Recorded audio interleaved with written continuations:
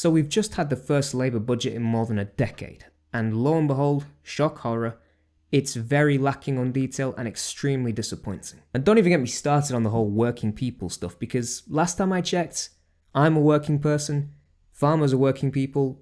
The only people who don't seem to recognise or define what working people are the Labour Party, and they're running the country. Yeah, Halloween ain't the only thing that gave me a fright this week. Now, they said quite clearly they're not going to raise taxes on working people, but if I were a lawyer or a legal advisor, then I would probably go so far as to say we've been misled, potentially even, to put it more simply, lied to. Hello everybody, my name is AJ. If you enjoy the video, please like and subscribe down below. Let's get into it. Let's start with a summary of what to expect, not just in this video, but for the coming years too. Britain's poorest pensioners squeezed, welfare spending out of control, and a spree of tax rises they promised the working people of this country they would not do. National insurance, up. Capital gains tax, up. Inheritance tax, up. Energy taxes, up. Business rates, up. First-time buyer stamp duty, up. Pensions tax, up. They have fiddled the figures. Yeah, that pretty much sums it up, doesn't it? National insurance is one of the key ones, but it's not employee national insurance that's going up. It's employer national insurance going up. Meaning, the businesses you're working for, the companies need to start paying more national insurance instead of the employees. So the company national insurance rate goes up, but the employee national insurance rate stays the same. Now please remember what was said at the start of this video. Labour's budget would not affect working people. So in an effort to try and hammer home that point, they're increasing companies' rates of national insurance. Little do they know, this is going to have the opposite effect, and it will indeed affect working people. Take a look at the highlighted section here. Rise in employers' national insurance contributions could lead to hiring freezes and layoffs.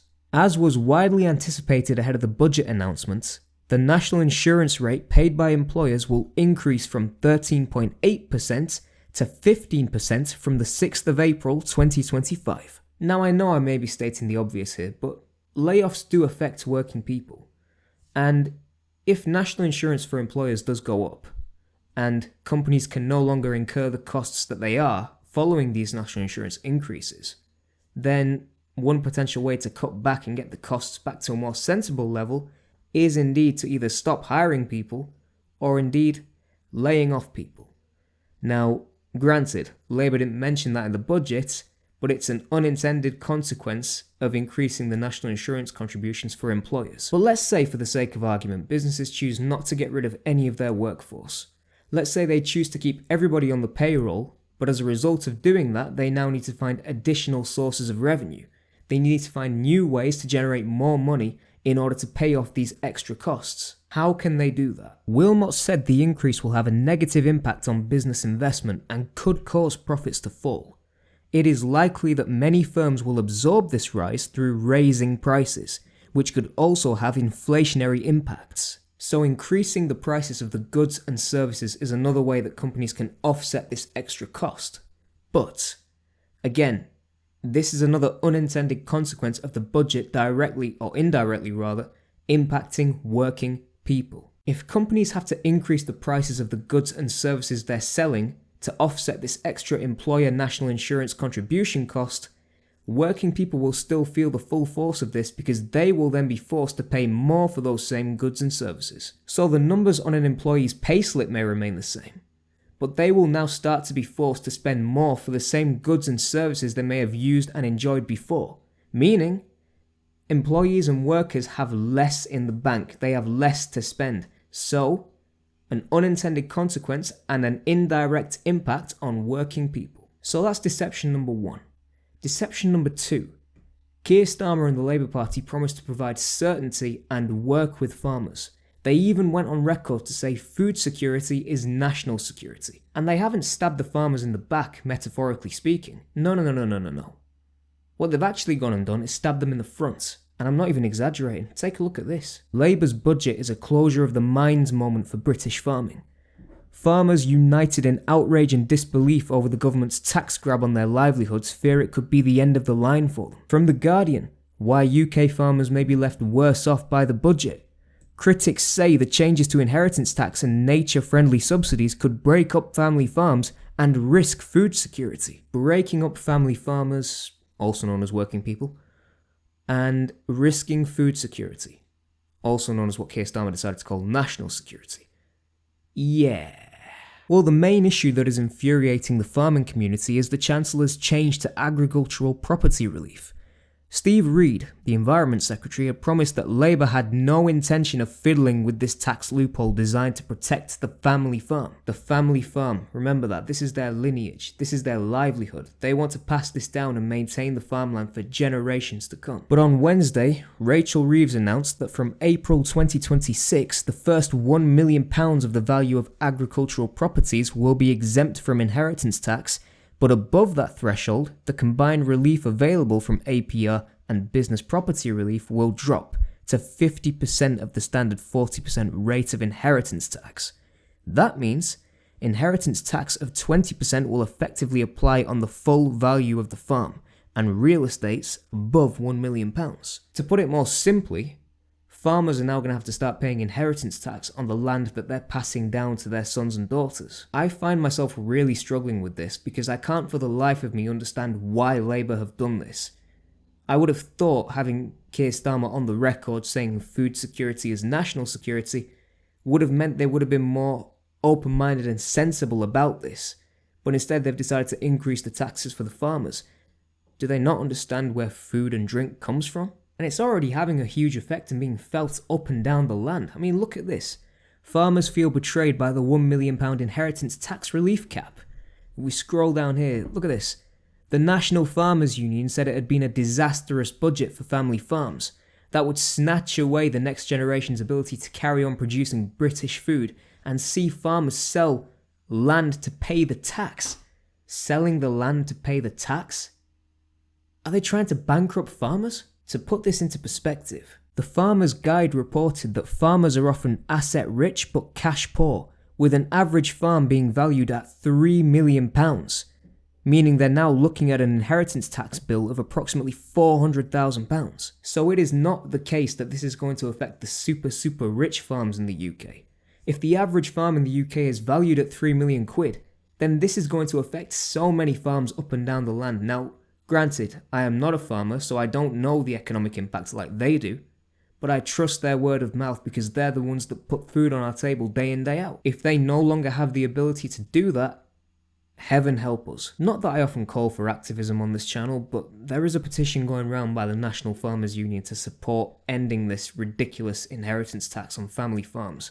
I'll leave a link to it in the description below. If you do have a few moments, please do spare a moment to sign that because I find this tax on the farmers, family farms in particular, truly staggering. I mean, one poor farmer is now reported to have hanged himself with this incoming inheritance tax raid. Hard-working dad feared to have taken own life in panic over Labour tax grab on farmland.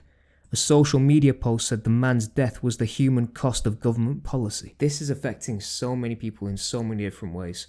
Labour, Keir Starmer, whatever your intentions may have been to not impact working people, I can tell you right now, as someone that is categorized as a working person, you are impacting working people and you are impacting them negatively. Please rethink some of these policies because they will not work and they will be a complete disaster, not just for the families of Great Britain, but for the future of Great Britain. Even the mainstream media are struggling to come to terms with the realities of this budget. This budget, in terms of tax and spend, is £74 billion in spending by the end of this Parliament, £41 billion in tax rises. I have done a number of budgets, and this scorecard, in terms, I have never seen anything like it, and I've done this for 15 years. It's the biggest budget I have ever covered. It is incredibly definitive in terms of a kind of very Labour budget of big tax and big spend. But I think the issue here is while Rachel Reeves talked there about choices, Rishi Sunak gave the counter-argument, which I think will now be chewed over